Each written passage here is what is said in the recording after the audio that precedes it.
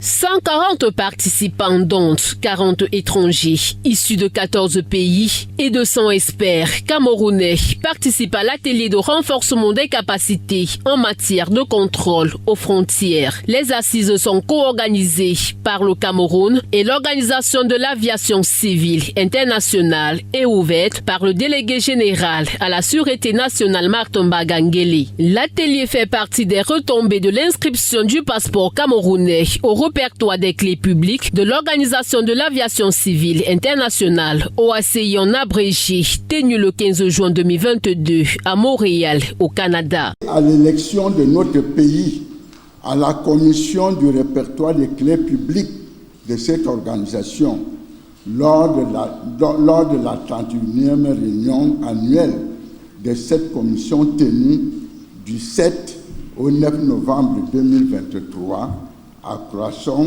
au Royaume des Pays-Bas.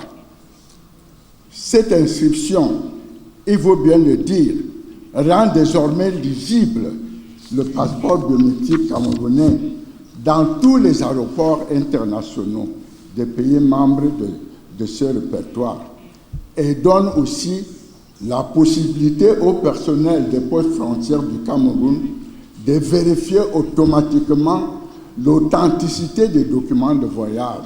La cérémonie de ce 29 octobre 2024 souligne l'importance de l'innovation et des normes internationales. Les chefs d'État et des gouvernements des États de l'Afrique centrale ont pris une décision de mettre en œuvre la libre circulation des personnes dans la région CEMAC. Le grand défi que cette décision apporte, c'est de pouvoir effectuer des contrôles aux frontières pour permettre à la libre circulation d'être effective. Malheureusement, dans notre région, seul le leadership du Cameroun actuellement a permis de pouvoir réaliser cette action.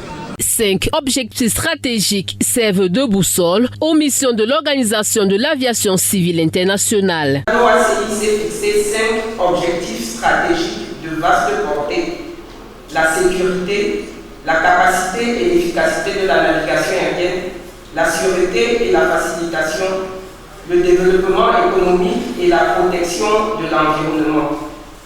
Le présent atelier que l'OACI a bien voulu organiser au Cameroun se situe dans le cadre de la mise en œuvre du 3e axe stratégique de la communauté de l'aviation civile, à savoir la sûreté et la facilitation.